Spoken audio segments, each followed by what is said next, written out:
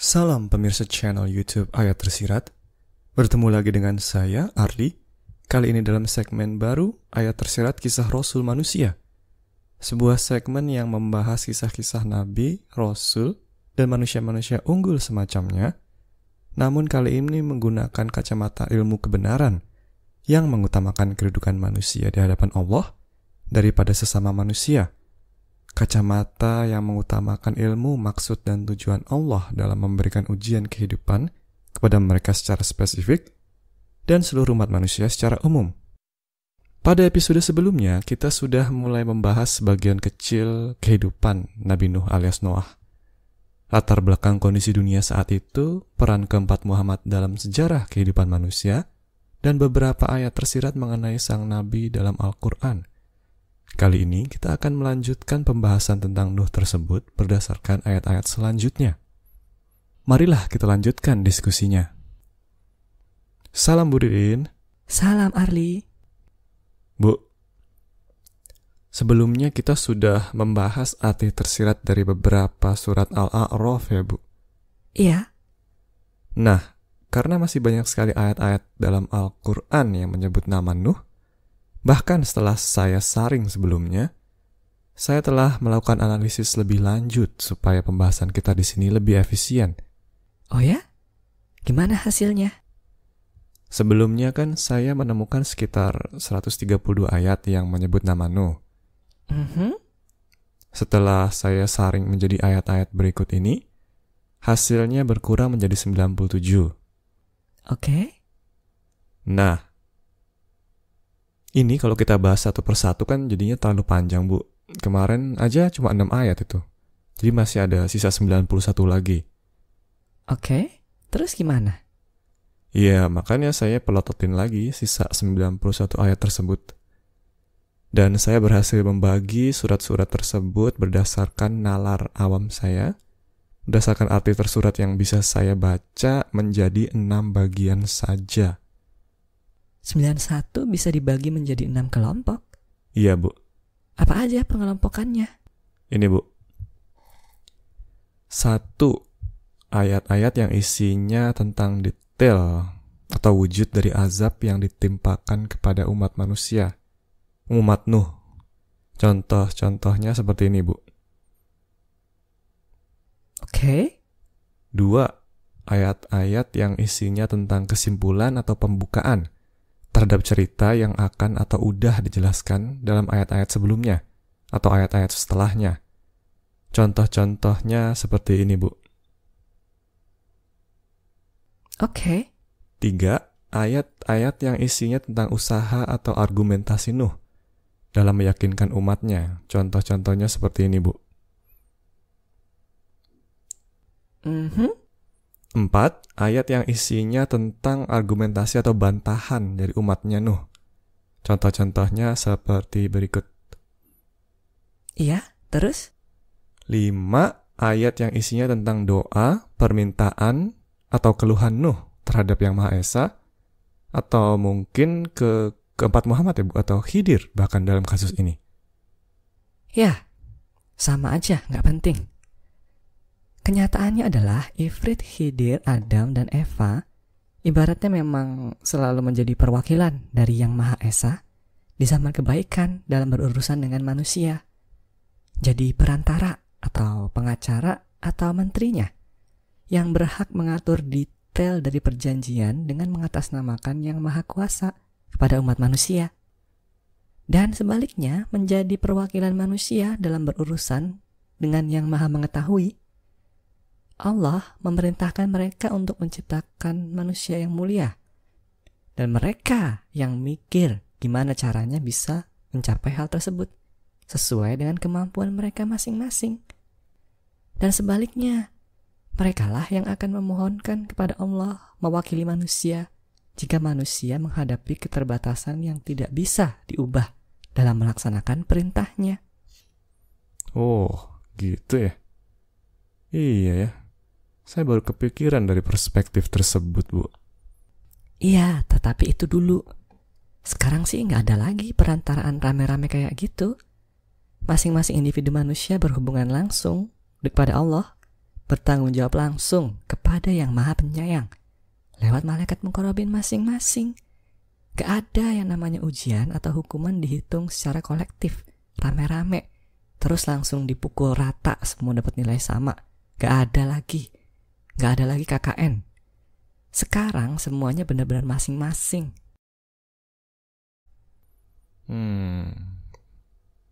Lah kalau misalnya ada kejadian yang mempengaruhi orang banyak sekaligus itu gimana, Bu?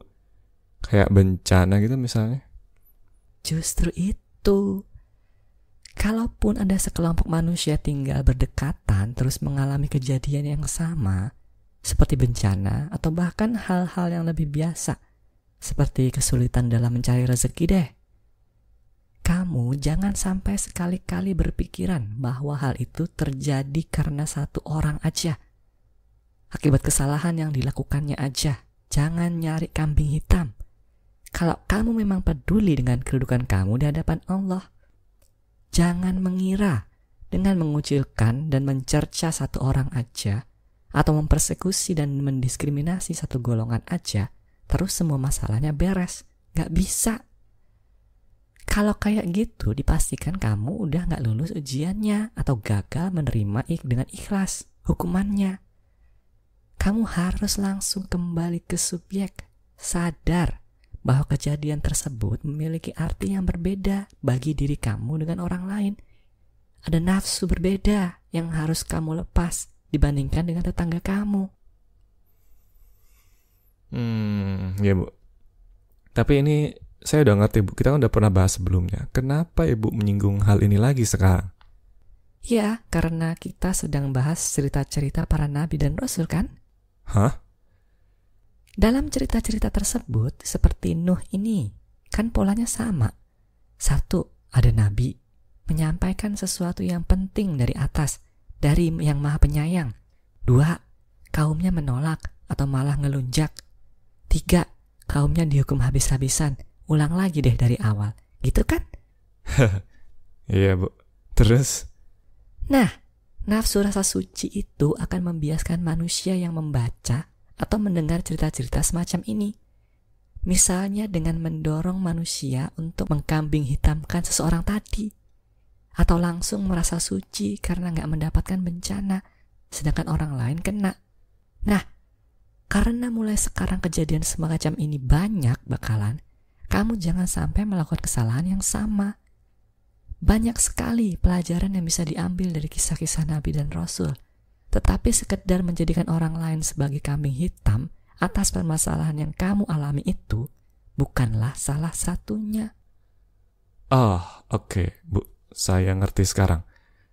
Jangan samakan kondisi di zaman kebaikan dengan zaman kebenaran. Gitu kan, Bu? Ya, tepat sekali. Oke.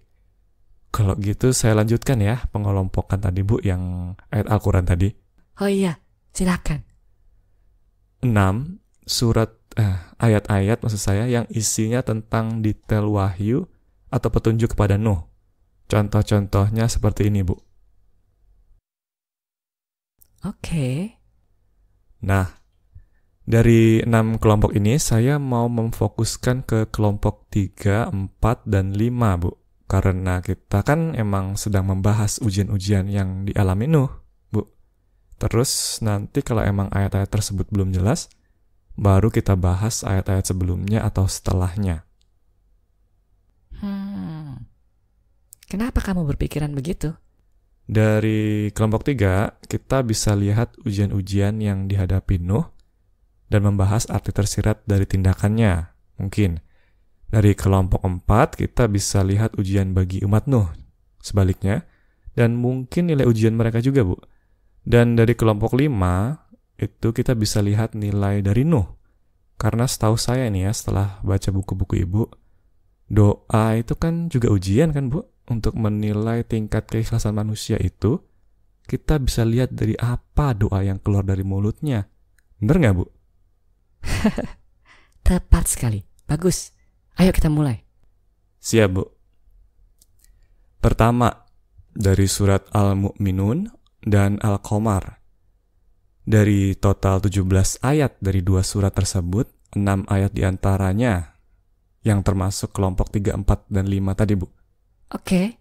Nah, kalau boleh saya persingkat isi dari ke-6 ayat tersebut, intinya begini, Bu. 1. Nuh bilang, "Hei, sembahlah Allah." 2. Kaumnya bilang, "Nggak mungkin dia utusan dari atas sana, dia cuma manusia biasa, bukan malaikat. Udah, abaikan aja, cuma orang gila." 3. Nuh berdoa deh, "Tolonglah daku, mereka mendustakan aku, menangkanlah daku." Begitu, Bu. Ayat-ayat setelahnya itu menceritakan perintah-perintah bagi Nuh, detil wahyu, yang masuk kelompok 6 kalau berdasarkan pengelompokan tadi. Nah, pertanyaan saya adalah, apa arti tersirat dari rangkaian ayat-ayat tersebut, Bu? Ya, oke. Ayat tersiratnya. 1. Bahwa setiap individu manusia harus sadar dari awal sebelum melakukan tindakan apapun yang membuahkan manfaat dalam rangka mewujudkan kasih sayang kita ke dalam kehidupan ini, pasti selalu akan muncul rintangan, tantangan, atau ujian. Seperti dalam kasus Nuh ini. Ketika pertama kali diperintahkan oleh Khidir untuk menyampaikan kabar buruk kepada umatnya, Nuh ini sebenarnya juga udah sadar bahwa di hadapannya terbentang sebuah tugas yang sangat rumit dan berat. Dia tahu bahwa kebanyakan orang pasti nggak akan percaya. Pertama, karena berita yang dibawanya emang bisa mustahil terjadi, nggak pernah ada sebelumnya. Kedua, karena dia bukan siapa-siapa dalam masyarakatnya. Meskipun begitu, tetap aja kan dilakukan. Entah berapa tahun Nuh tetap aja berusaha menyampaikan peringatan tersebut. Nah, hal inilah yang menentukan kualitas Nuh di hadapan Yang Maha Esa. Salah satu hal yang gak muat diceritakan di dalam surat-surat Al-Quran semacam ini adalah bahwa usaha yang dilakukan Nuh itu banyak sekali. Bukan cuma sekedar menyuruh menyembah Allah seperti dalam ayat pertama tadi. Dengan mempertimbangkan kodrat dan irodat yang dimilikinya, sang nabi itu juga sebenarnya berusaha memikirkan sendiri, memeras otaknya, merenungkan berbagai macam cara bagaimana membuat orang lain supaya percaya sama dia. Nah, usaha-usaha ini selama ratusan tahun ini, kalau diceritakan dengan detail, bisa jadi cerita yang sangat panjang, berliku-liku, penuh drama, intrik, komedi, tragedi, dan segala macam bentuk konflik. Tapi ya itu, semuanya disingkat jadi contoh ini. Oke, Bu. Jadi maksud Ibu adalah ada banyak cerita dalam kehidupan Nuh yang nggak muat diungkapkan di Al-Quran. Gitu, Bu? Iya. Terus kenapa emangnya? Ya, detail-detail kehidupan tersebut sebenarnya sama aja intisarinya dengan kehidupan kita semua. Saya, kamu, semua pemirsa. Kehidupan setiap individu manusia deh pokoknya. Di masa lalu ataupun di masa depan, dimanapun. Meskipun detailnya berbeda, tapi intinya sama aja. Hah? Samanya di mana, Bu? Sama dari perspektif bahwa dalam setiap individu yang terlibat dalam kehidupan Nuh tersebut juga terjadi perang yang sengit antara nafsu dengan fitrah di dalam diri mereka masing-masing. Dengan menggunakan pikir, akal, dan rasa individu manusianya sebagai senjata, dicampur dengan kekuasaan, kesaktian, dan kekayaan yang mereka miliki sebagai bumbunya, bagian dari ujiannya. Bisa diperjelas, Bu? Ya, jadi begini contohnya. Kalau secara sekilas membaca dan mendengar cerita-cerita tentang Nabi dan Rasul di masa lalu itu, tidak terkecuali Nuh ini, kita pasti cenderung langsung membagi manusianya menjadi dua kubu kan? Kubu nomor 1 adalah mereka yang mendukung Nuh. Kubu nomor 2 adalah mereka yang menentang Nuh. Benar nggak? Iya, Bu. Kubu pertama itu orang beriman, kubu kedua orang kafir, dan pembagian kubu ini juga diperkuat dalam beberapa ayat yang menceritakan Nuh ini, Bu. Seperti contoh-contoh berikut. Secara tersurat memang seringkali disebutkan bahwa yang melawan Nuh itu kafir, orang kafir. Itu maksud ibu? Iya. Nah, inilah yang mau saya luruskan. Bahwa pembagian kubu seperti ini masih terbatas perspektif manusia, bukan perspektif yang Maha Esa. Hah? Maksud ibu sebenarnya yang menentang Nuh itu belum tentu kafir, dan yang mendukung Nuh belum tentu beriman? Iya, kurang lebih begitu. Kalau menggunakan perspektif yang Maha Kuasa. Kok bisa, Bu? Ya bisa lah. Kan kemarin udah ada pengadilan rohani, penghitungan terhadap setiap individu manusia secara menyeluruh. Dan jelas terlihat dengan detail perhitungannya sampai sekecil mungkin. Bahwa mereka yang dulu menentang Nuh ternyata gak serta-merta memiliki nilai keikhlasan yang lebih rendah jika dibandingkan dengan mereka yang mendukung Nuh. Mereka yang mati karena air bah tanda kutip tersebut ternyata banyak juga yang memiliki nilai keikhlasan relatif lebih tinggi daripada mereka yang selamat. Waduh, seriusan, Bu? Iya, seriusan. Makanya mulai sekarang kamu harus ubah cara berpikir kamu. Jangan asal membagi kubu berdasarkan penampakan di depan mata aja. Jangan kamu pikir jika kamu membela sesuatu yang kamu anggap baik, kamu sendiri juga udah pasti manusia yang benar. Sebaliknya, jangan juga langsung berpikiran jika orang lain membela sesuatu yang kamu anggap buruk, mereka udah pasti manusia yang salah di hadapan Allah. Pemikiran semacam ini adalah tipuan nafsu rasa aku berkombinasi dengan nafsu rasa suci. Kalau kita membela sesuatu yang terlihat baik bagi kita, kita sendiri sebagai manusia belum tentu benar di hadapan Allah. Dan kalau orang lain membela sesuatu yang terlihat buruk bagi mata kita, berlawanan dari kita, itu belum tentu mereka pasti salah di hadapan Allah. Tepat sekali. Sadarilah bahwa masing-masing kubu, mau kubu nomor 1 kek, kubu nomor 2 kek, kita semua masing-masing sedang berperang melawan nafsu di dalam diri kita sendiri. Kita semua sedang berada di dalam labirin kehidupan. Masing-masing manusia sedang berada pada sudut yang berbeda di dalamnya, posisi yang berbeda, sedang mencari jalan keluar dari lika-liku tersebut. Dan karena letak kita berbeda-beda, ya langkah kita untuk mencari jalan keluar, ya pasti beda-beda juga lah. Gak bisa disamain begitu aja. Iya. Kayak kaumnya Nabi Nuh ya, berarti. Meskipun menentang, ternyata sebagian dari mereka punya nilai cukup tinggi di hadapan Yang Maha Esa. Ini karena di dalam hatinya ternyata mereka fitrahnya lebih kuat dari nafsunya. Dan sebaliknya, mereka yang mendukung tetapi ternyata lebih rendah nilainya. Ini karena di dalam hatinya mereka sebenarnya masih dikendalikan oleh nafsu ya, Bu? Iya, tepat sekali. Contohnya orang yang kayak gimana tuh, Bu? Dua jenis manusia yang tadi. Contohnya, ada sebagian orang di zaman segitu yang memang mampu dan mau melihat tanda-tanda yang disampaikan oleh malaikat tanda kutipnya Khidir. Mau melihat gejala-gejala bencana tersebut. Oh ya?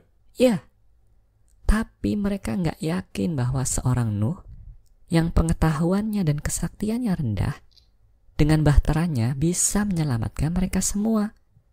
Sehingga mereka berusaha mencari solusi sendiri bagaimana cara mencegah bencana tersebut dan menyelamatkan manusia sebanyak-banyaknya. Sayangnya mereka gak tahu bahwa bencana tersebut gak bisa dicegah. Mereka gak ngerti tujuan yang hendak dicapai Khidir. Bahwa ini bukan sekedar masalah jasmani ya, Bu, bukan masalah nyawa, bukan sekedar masalah menyelamatkan kebudayaan dari kepunahan. Ini adalah seleksi untuk memilih jenis manusia mana yang akan melanjutkan kehidupan. Ini adalah urusan rohani.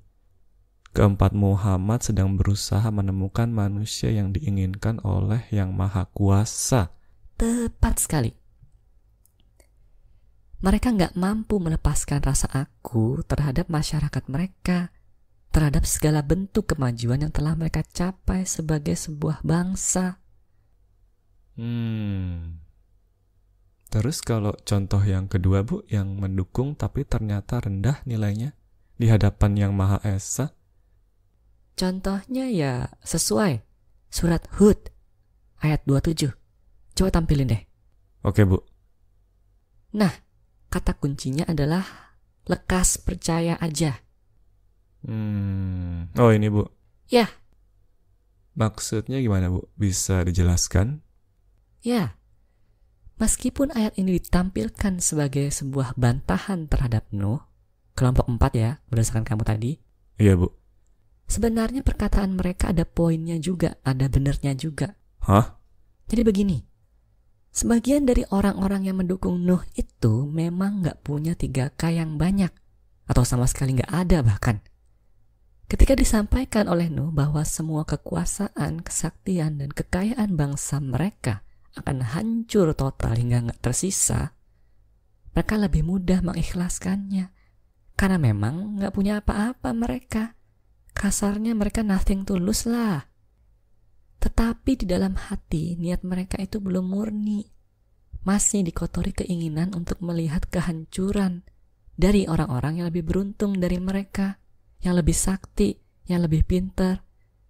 Mereka masih dikotori dendam terhadap kehidupan, sakit hati terhadap dunia yang gak adil kepada mereka.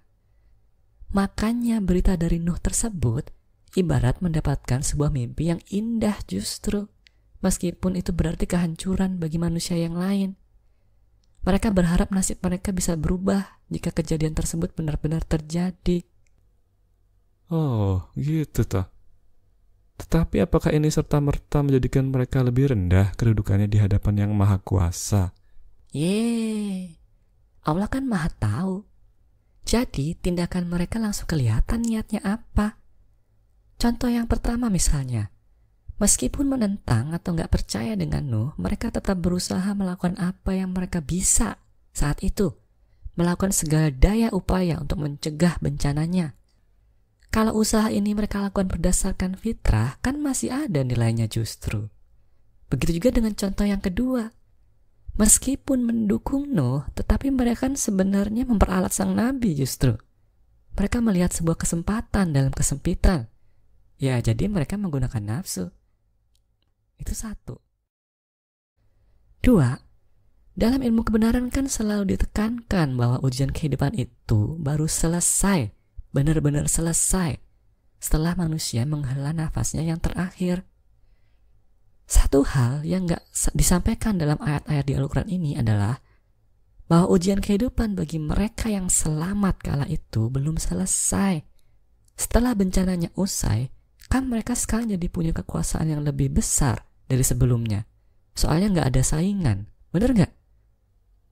Iya. Semua yang lebih pintar dan sakti dari mereka udah pada mati semua, Braka. Mereka sekarang paling pintar dan paling sakti ya. Nah, saat itulah sebenarnya mereka sedang diuji. Setelah kedudukan mereka meningkat pesat, bagaimanakah mereka akan bertindak? Sayangnya, mereka ternyata gak lebih baik daripada orang-orang kafir alias bertuhankan buatan Allah yang menentang Nuh sebelumnya. Mereka terlanjur mengira karena mereka udah selamat, kedudukan mereka udah pasti tinggi.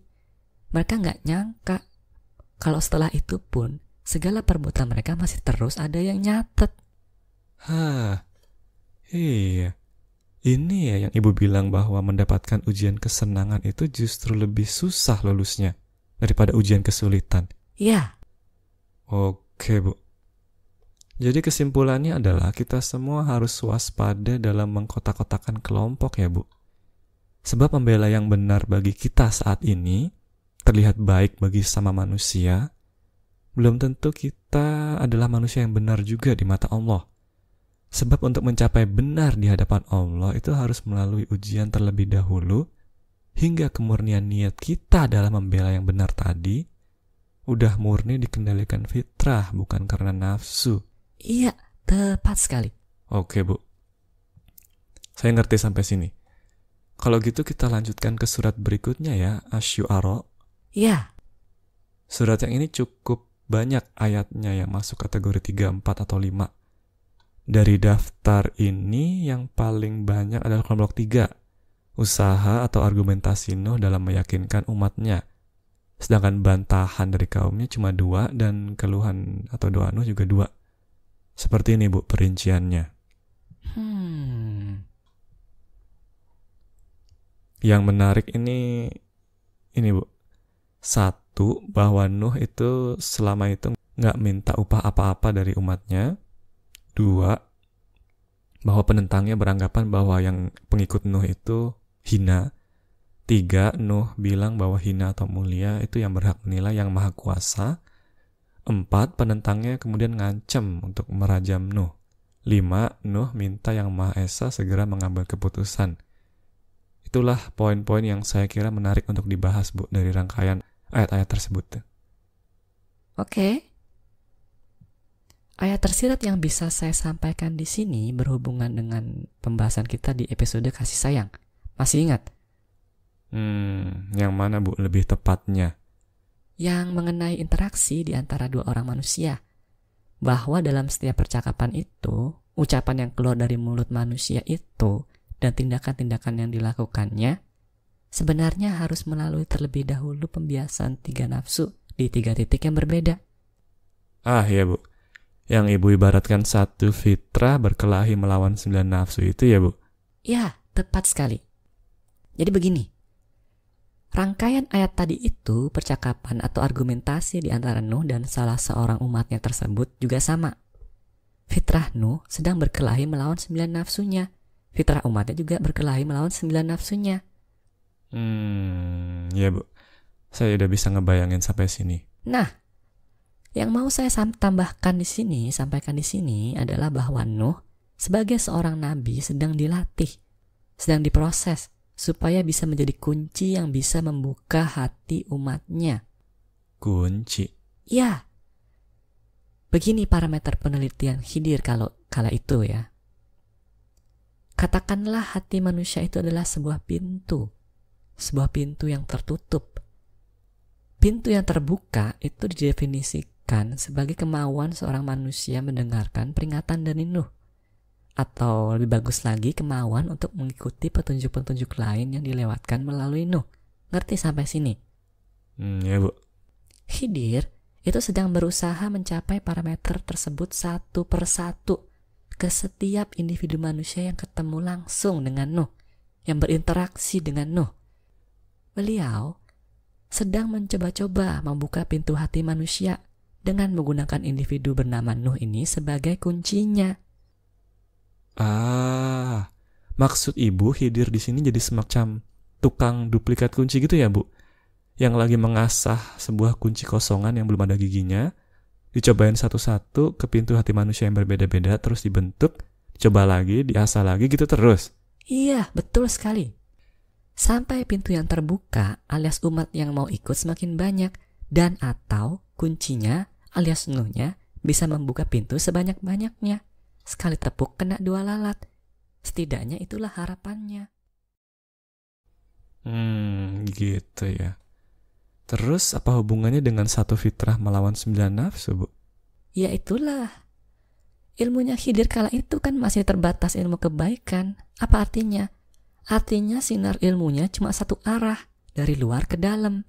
Memancar dari Nuh, kemudian berusaha menembus jasmani hingga ke pintu hati umatnya. Masih ingat? Oh iya. Berbeda dengan ilmu kebenaran ini yang ditunjang juga dengan sinar dari dalam rohani keluar oleh malaikat muqarrabin. Itu maksud Ibu? Iya. Terus kenapa Bu? Ya disinilah masalahnya. Asumsi Khidir masih belum pas, atau lebih tepatnya memang udah paling bagus zaman segitu. Tetapi kalau di zaman kebenaran belum memenuhi persyaratan. Karena menganggap semua perkataan dan tindakan yang dilakukan oleh Nuh itu udah pasti bersih. Salah. Itu 1. 2. Menganggap bahwa sekedar nurut aja itu sama dengan bersih hatinya umatnya. Menganggap bahwa sekedar percaya aja itu udah cukup dianggap sebagai hati yang telah terbuka. Padahal belum. Makanya hasil penglihatan rohani yang kemarin beda dengan seleksi manusia zaman segitu. Iya. Seperti yang baru aja kita bahas tadi ya Bu, sama yang episode sebelumnya. 2 contoh dari kubu yang berbeda itu. Iya. Perhatikan ayat-ayat tadi. Nuh memulai usahanya membuka pintu hati umatnya dengan bertanya, kemudian meyakinkan, lanjutkan dengan ajakan. Setelah itu ditambahkan lagi argumentasi bahwa dia nggak minta upah sama sekali. Nah, ini ibaratnya kayak kamu sedang berusaha membuka kunci pintu rumah kamu dengan berulang kali masukin kunci ke lubangnya, terus coba kamu putar-putar gitu. Oh. Ternyata nggak berhasil. Umatnya bilang bahwa pengikutnya Nuh itu hina, nggak punya 3K, banyak seperti junjungan-junjungan mereka saat itu dalam masyarakat. Seperti kebudayaan dan agama mereka saat itu yang selalu menilai seseorang berdasarkan kuantitas dari 3K yang dimiliki manusianya. Kayaknya zaman sekarang juga gitu ya, Bu. Ya, pada detik ini, Nuh mengubah konfigurasi gigi dari kuncinya, mencoba pendekatan lain. Dia bilang bahwa dia hanyalah manusia yang gak berhak menentukan siapa yang tinggi dan siapa yang rendah di hadapan Yang Maha Esa. Dan bahwa tugas dia hanyalah memberikan penjelasan terhadap peringatan tersebut. Nah, argumentasi ini sebenarnya ditujukan untuk menyerang keangkuhan dari umatnya yang merasa berhak menentukan siapa yang beriman dan siapa yang tidak beriman, siapa yang tinggi dan siapa yang rendah. Atau kalau di zaman kebenaran, menyerang nafsu rasa akunya dan nafsu rasa sucinya. Kalau umatnya itu mau menggunakan fitrahnya ketika dibilang begitu, dia bakal sadar akan kesalahannya. Minimal mulai merenung lah. Sayangnya dia malah pakai nafsu, sehingga justru ngancem sang nabi. Ah, begitu rupanya. Nah, ini memang batasan yang sering dipakai oleh keempat Muhammad dalam memproses manusia. Batasan apa, Bu? Batasan memproses. Ketika individu umatnya udah memfitnah dan mengancam seperti ini, Nuh udah lepas dari kewajibannya, dari tugasnya untuk berusaha membuka pintu hati manusia tersebut. Oh, makanya ayat setelahnya langsung berisikan doa kepada Yang Maha Esa ya, Bu? Iya. Ini udah dilatih prosesnya berulang-ulang dari awal sampai akhir oleh Khidir. Dan bayangin aja, ada berapa banyak orang tuh yang Nuh temui satu persatu dan berargumentasi seperti ini tiap hari hingga ratusan tahun. Capek nggak kamu kalau disuruh begitu? Saya nggak kebayang beratnya, Bu. Dan pastinya yang menolak bakalan jauh lebih banyak daripada yang nerima ya. Iya. Padahal ini kan cuma satu contoh, satu umat dalam satu pertemuan. Iya ya. Orangnya beda, argumentasinya beda juga. Dan yang contoh yang rumit ini pun sebenarnya masih belum sempurna ya, Bu. Iya. Makanya udah dikatakan berulang kali bahwa yang bisa membuka pintu hati manusia hanyalah Yang Maha Penyayang. Makanya sekarang ini pun kamu jangan sampai tertipu nafsu rasa suci sehingga merasa bisa mengubah kecenderungan hati orang lain. Bermodalkan ilmu yang kemarin itu, yang satu fitrah lawan 9 nafsu itu, kamu kan sekarang udah tahu bahwa dalam percakapan atau interaksi dengan siapapun itu, daripada fokus untuk membuka pintu hati orang lain, lebih berguna bagi kamu untuk memastikan semua informasi yang masuk ke dalam hatimu dan semua keputusan yang keluar ke jasmanimu bersih dari pengaruh nafsu. Iya juga ya. Jadi daripada fokus ke pintu hati orang lain akan terbuka atau enggak, lebih manfaat untuk memastikan kunci kita udah bersih dari segala bentuk kotoran ya, Bu. Memastikan tindakan dan pikiran kita udah bersih dari nafsu. Mengenai mereka akan berubah atau enggak bukan hak kita yang menentukan. Tepat sekali. Karena memang justru itu nilai kamu di hadapan Yang Maha Esa. Bukan masalah pintu hati orang lain buka atau tetap tertutup. Kalau kamu fokus ke membuka pintunya, pasti ketipu lagi sama nafsu rasa aku, rasa suci dan rasa minta puji. Ingatlah selalu bahwa yang bisa membuka pintu hati manusia hanyalah Allah. Tetapi hal ini bukan berarti kamu nggak boleh berusaha meyakinkan orang lain. Oh? Iya, bukan sekedar itu artinya, melainkan bahwa kamu nggak boleh maksa ketika melakukan hal itu, nanti lubang kuncinya rusak. Bahwa orang itu pasti pada akhirnya akan berubah, ya pintunya pasti bukan kebuka pasti. Tetapi bagaimana caranya dan kapan, suka-suka Allah lah. Nggak harus sekarang dan nggak harus lewat mulut kamu. Nggak harus pakai kunci kamu. Masih banyak cara yang lain, kunci yang lain. Sebab kalaupun orang yang akhirnya berubah sesuai keinginan kamu, tapi kalau kuncimu sendiri masih kotor, yang ada baik kamu dan dia, baik kunci atau lubang kuncinya malah makin kotor, makin tebal nafsunya. Iya juga ya. Kalau kunci kita kotor, otomatis lubang kunci orang tersebut juga akan jadi kotor. Ini kayak domino ketidakmurnian niat yang kita udah bahas sebelumnya ya, Bu? Tepat sekali. Oke, Bu. Saya udah ngerti sampai sini. Karena waktunya udah menipis, pertanyaan terakhir ya, Bu? Ya, silakan. Ilmu-ilmu yang dari tadi kita bahas, kalau kita terapkan dalam kehidupan manusia biasa sehari-hari, dalam menjalani ujian kehidupan ini, kan berguna banget ya, Bu? Kalau kita bisa ngenali mana orang-orang di sekitar kita yang relatif bersih hatinya, sehingga bisa diajak kerja sama dan sama-sama belajar dalam beribadah kepada Allah, dan sebaliknya, mengenali mana yang begitu kotor hatinya sehingga lebih baik dihindari aja. Bener nggak, Bu? Pinter. Betul sekali. Terus pertanyaannya adalah, bagaimana cara mempraktekannya, Bu? Sebenarnya itu adalah proses yang sama aja. Sama dengan apa maksud Ibu? Kalau kamu terus meningkatkan level keimanan kamu, otomatis kamu bakal bisa ngelihat orang-orang yang sama-sama menggunakan fitrah juga. Dan kamu juga semakin sensitif terhadap pengaruh nafsu, baik yang ada dalam dirimu sendiri maupun orang lain. Oh begitu? Otomatis? Iya. Makanya belajar aja terus dalam sekolah kehidupan ini. Perluas terus wawasan kamu. Dan usahakan terus jawab ujian kehidupan dengan fitrah, bukan nafsu. Selalu meminta pertolongan kepada Allah, bukan kepada sama manusia. Sadarilah bahwa cara yang Maha Esa untuk memberikan kamu petunjuk bukan cuma satu. Ada banyak, melalui berbagai media, berbagai lewatan. Seiring dengan waktu, kamu nanti akan disokong malaikat muqarrabin lumah untuk bisa melihat bagaimana kecenderungan diri kamu sendiri dan orang lain. Oke, Bu. Jadi urusan ini yang mendukung adalah lumah ya, Bu? Iyalah. Kalau belum dapat lumah, jangan harap bisa. Siap, Bu. Oke. Kalau gitu, sekarang saya tutup aja ya, Bu, episode kali ini. Ya, silahkan. Kita lanjutkan lagi aja pembahasan kita tentang Nuh nanti. Ya. Terima kasih Bu Ririn atas penjelasannya. Sama-sama, Arli. Begitulah pemirsa, episode ayat tersirat kisah Rasul manusia kali ini. Bersambung lagi. Jika Anda memiliki pertanyaan, silakan tag aja di komentar di bawah ini. Atau baca aja buku-buku Ibu Ririn Atika. Terima kasih atas perhatiannya. Wassalam.